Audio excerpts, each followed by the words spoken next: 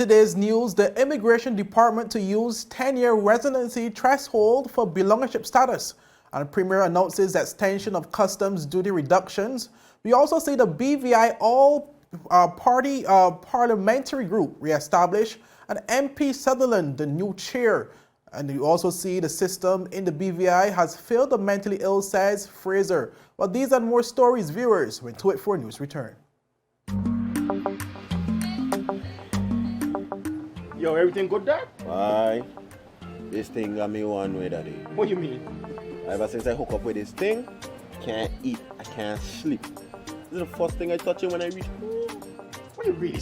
Hey, this ain't like you, Dad, this thing got me staying home, keeping out that trouble me. Wow. What your name is? Shit. I talking about my CCT life.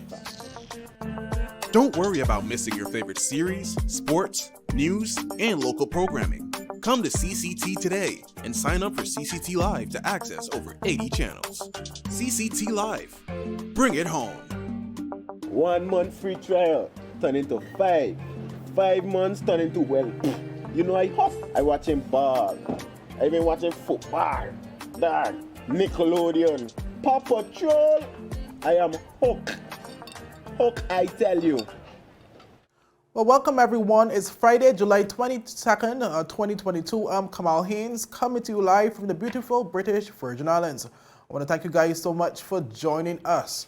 Well, we start today's newscast with news from the House of Assembly, where residents who have been living in the British Virgin Islands for 10 years or more can now be considered eligible to receive belongership status after the Cabinet committed to using the existing legislation. But despite the legislation outlining a 10-year minimum as the threshold required for residents to become eligible for belongership status, governments over the years have been using a 20-year policy. While this disparity was highlighted in the recent Commission of Inquiry report, which sought to provide recommendations to address the long-standing issue. Recommendation B33 of the report called for a review of processes for the grant of residency and belongership status, and in particular, the open discretion currently held by Cabinet to make grants. Well, it said as part of that review, the position with regard to the length of residence required for belongership applications based on tenure should be clarified and confirmed by statute. Well, Premier Dr. the Honorable Natalia Wheatley during Thursday's sitting revealed that Cabinet had taken the step to use the 10-year duration as stated by the law until the review was completed. Recommendations B33 advocates a review of the existing policy and processes for granting residency and belonger status, including the discretion by Cabinet to grant such statuses and the length of residence required for belongership, among other things. We have set the target of having a suitable reviewer to be agreed by the Governor and the Premier in place by the 1st of September 2022. Cabinet committed that from the 1st of June 2022, the existing legislation on residency threshold, a minimum of 10 years, would be followed pending completion of the above-mentioned review. Well, Premier Wheatley also assured the public that the Immigration Department will be abiding by the 10-year requirement, adding that resources have been pumped into the department to strengthen its administrative systems. Madam Speaker, I can report that the Immigration Department has been adherent to this recommendation and has discontinued the use of the previous response given to applicants who did not meet the 20-year requirement. A project commenced on 29th of May 2022 to strengthen administrative systems within the status unit to be better positioned to process applications. Additionally, the board has been reviewing the processing guidelines. In the coming months, Madam Speaker, we expect to engage in discussions on the difficult but necessary subject of immigration reform. Well, viewers, Premier Wheatley said in the coming months, his government expects to engage in discussions on the difficult but necessary subject of immigration reform. Well, moving on, viewers, where amid continued concerns for the impacts that the unprecedented global conditions of the day have had on the buying power of Virgin Islanders, Premier Dr. the Honorable Natalia Wheatley announced an extension of all customs duty adjustments for an additional 3 months. Take a listen. Simply put, the high prices that we are getting due to the international forces are likely to continue, and there are a lot of uncertainties. But what is very clear is that we have to find ways to help our people as much as possible to cope with these developments. In this regard, Cabinet earlier this week approved for the extension of the reduced import duties, which I outlined earlier, for a further 3 months, following which we will review the situation again.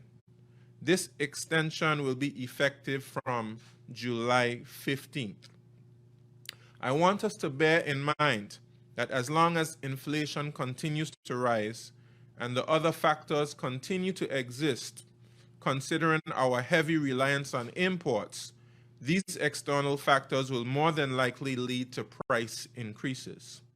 Well, according to the Premier, during the last 3-month period, the reduction of customs duties on all items to 5% has cost the government upwards of $6 million in lost revenue. Well, Dr. Wheatley justified the extension by citing a need to help local businesses and consumers cope with the rising cost of living globally and the impact this has had on the BVI's import-reliant economy.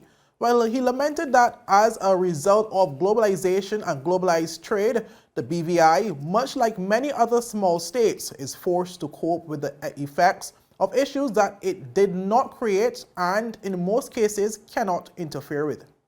It is a widely established fact that the last few months have been particularly challenging for businesses and consumers, as the cost of goods and services has been escalating. Throughout the world, the pattern has been the same, with few to no exceptions. As your government, we are fully aware of how difficult this has been, particularly for the vulnerable and persons on fixed incomes. We empathize with persons, and we have been working to find ways to help alleviate some of the pressures which are facing our people. Let me be upfront when I say that for many countries, this is not an easy situation to deal with, because in the era of globalization and globalized trade, problems that are experienced in one country can quite often emanate in another country thousands of miles away. And there's really little that a government in one country can do. While the situation, he says, is plagued with uncertainty, as even when things begin to look up, the next global crisis appears to be lurking around the corner. We are all aware that COVID-19 wreaked havoc on economies throughout the world for quite some time after the pandemic started in March 2020. Supply chains and business operations were affected by restrictions and health protocols. In some cases, countries were curtailing and even banning exports on certain goods. Then, as things began to improve, in February 2022, Russia's invasion of the Ukraine created a new set of problems for everyone. Well, viewers, Premier Wheatley lamented that while Virgin Islanders continue to show resilience in this challenging time, it is projected that the situation will get far worse before it gets better. In any case, he added, the government of the BVI will continue to work within its power to cushion the blow. Well, up next, viewers, the BVI All-Party Parliamentary Group reestablished with MP Sutherland the new chair. And the system in the BVI has failed the mentally ill, says opposition leader Julian Fraser. Well, these and more stories when 284 News return. You value traditions. Today. You value music. You value education. Family. I love you. Service. Thank you. You're welcome. Love. Life. At Popular, we're committed to you and everything our community values. For the things you value the most, count on us. Popular. So you're saying I can ask this cat any question? The cat is connected to the computer. You just type in the question, it will read his mind. There the answer comes.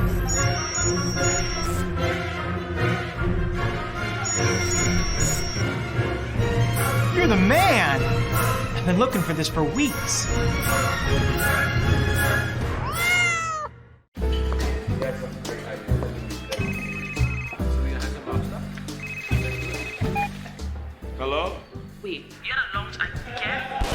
You was sick? What happened to our wedding rehearsal? No, babe. I'm actually watching the news right now. Take a listen. Topping our newscast today, UFOs seen around Tortola Pier Park. And District 3 residents outraged over no water supply. They simply cannot bathe. These and more stories when 284 News returns. All right, babe, just get some rest, take 2 Advil, and I'll see you later. Bye. Okay, honey. I see you later. I love you. It's clear to see that Coconut Lounge is a place to be, the coolest cocktail lounge in the British Virgin Islands. A lounge like no other, with welcoming, professional service, and a breathtaking ambiance. Not forgetting a diverse selection of wines, beers, and signature cocktails. Cozy, comfortable, contemporary. Coconut Lounge at Tortola Pier Park. Visit us today. Well, welcome back, viewers. Well, the BVI All-Party Parliamentary Group has been re-established after being defunct for more than 2 years. Well, this was confirmed by the Premier and Minister of Finance, Dr. the Honorable Natalia Wheatley, who made the announcement during Thursday's sitting of the House of Assembly. Well, he said Tory member of the Parliament in the United Kingdom, James Sutherland, is the new chair. I'm pleased to report that in the UK, after much hard work and effort by our international affairs team, and in particular the BVI London office, the BVI All-Party Parliamentary Group was officially re-established last month. The group is made up of parliamentarians within the UK Parliament who will be a voice for the BVI within the House of Commons and House of Lords. The chair is Mr. James Sutherland, MP. Madam Speaker, the Government of National Unity will continue to be engaged internationally and to work in the best interests of the people of the Virgin Islands. Our viewers, on to other news from the House of Assembly, where Opposition Leader Honorable Julian Fraser is of the opinion that the system within the territory has failed the mentally ill. Well, his comment came during a recent sitting of the House of Assembly, where he called on the relevant government ministries to get their act together. Well, Fraser referenced several recent acts which occurred in the territory that involved mentally ill persons. He said that due to these persons not getting the necessary assistance, there are moments when episodes do occur that result in criminal mischief. Well, Fraser said these individuals are then made to suffer consequences similar to that of a citizen of sound mind. Mental illness is something that you have difficulties to understand unless it is something that affects you. People are sedated and you don't even know that they're ill mentally. You just see them in another world, kind of. I remember walking the streets of New York and seeing people on the sidewalk, and you know they've been there for that's the way they live, that's how they live, because of the color of their clothes and the skin and everything. But it doesn't dawn on you that these people are ill. You just think that we call them vagrants, but it's an illness. And that's a reflection of societal abandonment. They've been abandoned by society. It's called out of sight, out of mind. The people who are responsible for caring for those folks are not there with them. They just turn them loose from the facilities on the street. The senior legislator also pointed to a previous instance where he tried to assist a mentally ill person that was recently involved in a very serious criminal incident.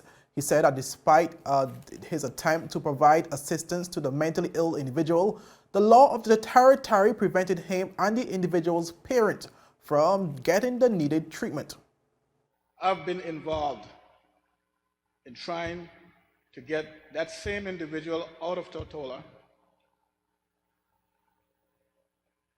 for assistance, not the one who got hurt, but the perpetrator, for assistance a few years ago.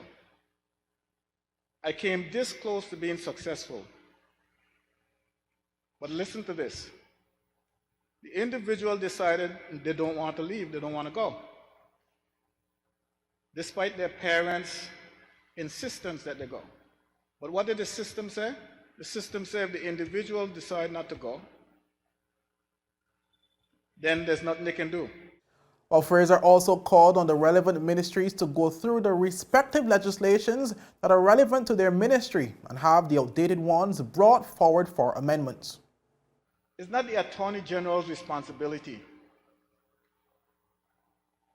to go through the different ministries looking for the legislation and start trying to update them. I think the ministries who has responsibility for the laws governing their ministry should make an attempt to get their legislation revised and bring that to the attention of the Attorney General to get these legislation revised. Nothing that is from 1843 could be relevant today. Well, until such is done, Fraser believes that the system should be held liable for the actions of the mentally ill. Well, up next, viewers, the BVI Mental Health Unit launches Time to Change anti-stigma campaign and the HLSCC Community College Institute of Education to introduce Edris O'Neal grants and scholarship. And regionally, we also see St. Lucia, the first country in the region to report the most suspected monkeypox cases, but those 6 cases were later confirmed negative. But we get to those stories after a word from our sponsors. There's a reason you get up on a morning. A reason you pick yourself up, start the day. Maybe it's sheer grit. Maybe it's your ethics. Maybe it's because you know people like you are waiting for people just like you. We all have our reasons, and for Republic Bank, that reason is you. Every little thing, every big thing. It's all about making a difference in your life. Because after 182 years, if it's one thing we're sure about, is that the difference is you. We're here to help. Republic Bank, we're the one for you. Brilliant Hands and Minds tutoring services, one-on-one tutorials in math and English, intense homework assistance, academic enrichment, school projects, effective communication and public speaking development, sign language for adults and children on Saturdays only. Registered with the Virgin Islands High School Certificate Program, Brilliant Hands and Minds can help you too. Offering intense curriculum-based training to help you or your loved ones get their high school diploma. It's time to make your family's education a #1 priority. Hurry, space is limited. Brilliant Hands and Minds Learning Center. We are the trained education professionals.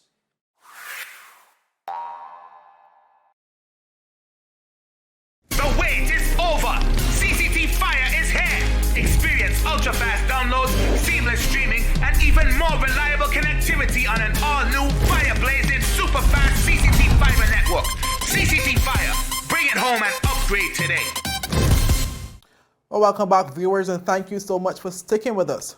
Well, the BVI Mental Health Unit this week launched the Time to Change anti-stigma campaign, which focuses on working to remove the stigma associated with mental health in the Virgin Islands. The director of the BVI Mental Health Unit, Dr. Virginia Rubain, provided a background to the campaign and its targeted audience. So 5 years ago, a gentleman by the name of Pete Tarn contacted me and he said, "Hey, Virginia, there's this wonderful campaign in the UK that I think would be a very good fit for the Virgin Islands. And, you know, as chairman of Parliamentary, this is something that we would support. So we were wondering, you know, if you guys could have, you know, this campaign." And he explains to me it's all about social engagement and all the wonderful work that was happening in the UK. I have no idea what this is, like, none whatsoever. And I'm like, yeah, we do social engagement too, but, you know, we don't have any research or data to support what we're doing, but we're well versed in it. So then fast forward 4 years later, Dr. Ronald Georges, who couldn't be here with us this morning, says, Virginia Public Health England has this opportunity, and I would like for the BVI to interview for a slot. And I did. I met with Sue 1 year ago.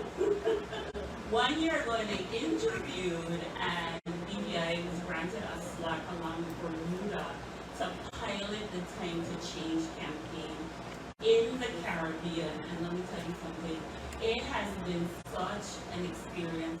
Well, champion volunteer Mrs. Valerie Letsom spoke about the training she and others received and encouraged all to work in tandem to remove this stigma. During the training over the weekend for Time to Change and anti-stigma campaign with Sue Baker, thank you very much, Sue. We had a wonderful time with you. Sorry Darren couldn't be here. Over the past 2 days, we as champions acquired knowledge, understanding, skills, and confidence to challenge mental health stigma and discrimination. We are raring and ready to go. What is the champion? Yes! Let's go again. What do you say? Yes! Good. We are ready to go. It is known that persons with mental health issues are singled out or labeled as different, dangerous, or strange. Thus, they are treated worse than others or put at a disadvantage compared to others. Stigma and discrimination they're not germane to the Virgin Islands. During our training, we viewed videos of persons from other countries who were speaking out against stigma and discrimination. We were more surprised to hear that even some people in the medical field display this attitude. Some churches, sad to say, seem to have disbelief in this concept about mental health issues and view such as being demon possession, which can be prayed away. It was touching to hear some of the champions share their lived experiences and explain the stigma and discrimination we face. We must be cognizant of the fact that stigma and discrimination against mental health stop persons from seeking the help they need, thus leaving them to suffer in silence. Well, Deputy Governor of the Virgin Islands, Mr. David Archer Jr., also spoke at a launch event and spoke about a new app to be launched which allows public servants to have a safe and secure outlet to share their feelings. I don't always feel well in what I do. It's stressful. It's difficult. And sometimes I feel as if I am going. But I have something which is called the 25 yes exercises, which I close my eyes and I say yes, yes, yes, yes. 25 times, over and over and over and over again, until I find myself hopefully back in the place of normalcy. Or on Sundays, every single Sunday, provided I'm not being distracted by work, I'm in kindergarten day. And I sit at the ocean side and sometimes inside the water. And when I'm in the water, I also say, looking towards us tonight, yes, yes, yes. That's how I cope. But 1 in 5 of you might not have ways to cope or identify what might be going wrong. 15 to 20 years ago, we introduced within the public service the employee assistance program because we recognized that people could not figure it out themselves. You know why? Spiritually, we know where to go. Most of us go to church. Physically, when we're not doing well, we end up in the gym or running or walking. But emotionally, and more so mentally, we're not quite sure where to go. Within the next month or two, within the public service, we'll introduce a wellness app. Well, moving on, viewers, where the H. Laverty Stout Community College's Institute of Education is pleased to announce a new partnership arrangement that offers support through grants and scholarships beginning in the fall of 2022 in the honor of late Reverend Edris O'Neal, OBE. A director of the HLSCC Institute of Education, Mrs. Sandy Harrigan Underhill, said she is very grateful for this partnership opportunity, which will benefit educators in their training and professional development, and to be able to honor the legacy of the late Reverend Edris O'Neal. I am very grateful for this partnership opportunity, which will benefit educators in their training and professional development, and to be able to honor the legacy of the late Reverend Edris O'Neal. I am especially happy to be able to announce this partnership in commemoration of her 80th birthday on today, July 19, 2022. On behalf of HLSCC, I extend my heartfelt gratitude to Ms. Abigail O'Neal and her entire family for this worthwhile initiative. Well, Miss Abigail O'Neal, the daughter of Reverend Edris O'Neal, OBE, explained that while her mother was known as a teacher in her early career, many persons do not know that her mother's advanced degree was in education administration. She said, and I quote, the HLSCC Institute of Education has a long-term plan for the territory to become a regional center of excellence, one that I am glad to support. Educating our educators, our students, and our people remain the best way to build a better future. I know this is a cause, that my mother would be happy. She said, I know that this is a cause that my mother would be happy for her name to be associated with, end quote. Well, for more information regarding the HLSCC Institute of Education and the Reverend Edris O'Neal OBE Grants and Scholarship Program, please contact Mrs. Sandy Underhill via email at sunderhill, that's it, SUNDERHILL @HLSCC.edu.vg, or Miss Devia Smith, that is, via email at dmsmith@HLSCC.edu.vg, or via telephone at 842-7040. Well, moving on to our final story, viewers. We're on the heels of an active carnival observation. Authorities in St. Lucia are managing 6 suspected cases of monkeypox. As of Wednesday, July the 20th, 2022, the Ministry of Health is managing 6 suspected cases of monkeypox, of which 4 have no travel out of St. Lucia. These suspected cases are being managed in isolation while they await the results of the monkeypox tests. The epidemiology unit within the Ministry of Health is conducting contact tracing for these suspected cases. Well, viewers, this is the most suspected cases to be reported by a single country in the region to date. And although St. Lucia had previously confirmed 1 case of the virus, a flight crew member, this is the first evidence of a possible in-country transmission.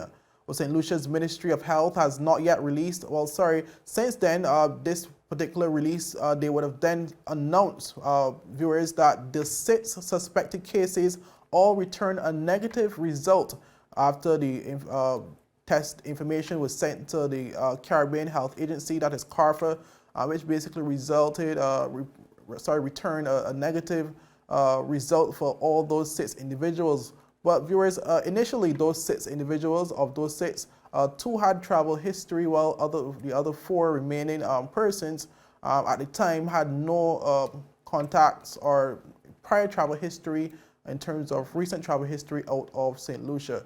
Viewers, that's all we have for today's news roundup. Be sure to follow us on our social media pages, that is Instagram, Twitter, as well as Snapchat. We also have TikTok. And for those viewers who are, the younger viewing audience who would like to check out our pages, I'm Kamal Haynes. Have a safe and enjoyable weekend. Bye-bye. The beautiful Virgin Islands, or nature's little secret as some prefer, where the weather stays warm and the drinks stay cold. Yo, everything good, Dad? Aye. This thing got me one way, Daddy. What do you mean? Ever since I hook up with this thing, I can't eat, I can't sleep. This is the first thing I touch when I reach home. What do you really? Hey, this ain't like you, Dad, this thing got me staying home, keeping out that trouble me. Wow. What your name is? Shit. I talking about my CCT life. Don't worry about missing your favorite series, sports, news, and local programming. Come to CCT today and sign up for CCT Live to access over 80 channels. CCT Live. Bring it home. 1 month free trial turn into 5. 5 months turn into, I huff. I watching ball. I been watching football. Dad, Nickelodeon, Paw Patrol. I am hooked. Hook, I tell you.